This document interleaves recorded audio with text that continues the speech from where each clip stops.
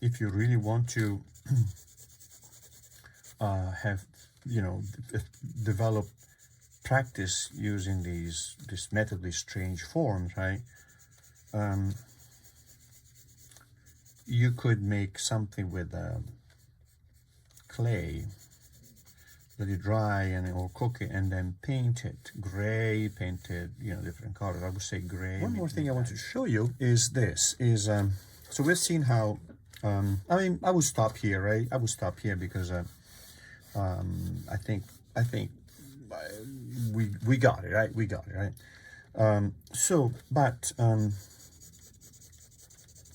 let's see what we learn, right, from this exercise, right? We learned that we're going to kind of apply this concept in here, right, to a form. Now, the next thing, we want to block in the core shadow here, here, here, right, here, and here, and here.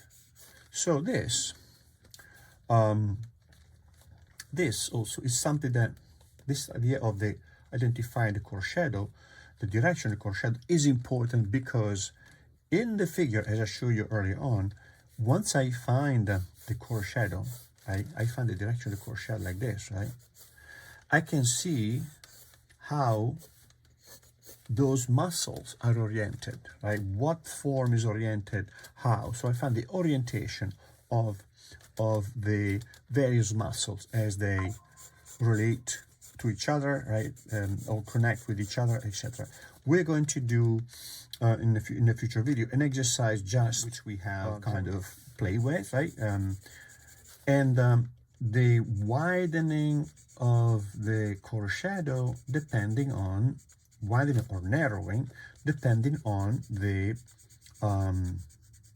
curve of the surface of the solid, right? Finally, the tonal extension, right? Where we have we start with the 4 values, and then we move on to 6, 8, right? How many do we need, right? 14, by adding intermediate values to the 4 original values, right? Light mesh and shadow mesh. You can, if you have time, do a bunch of these, right? You imagine some forms.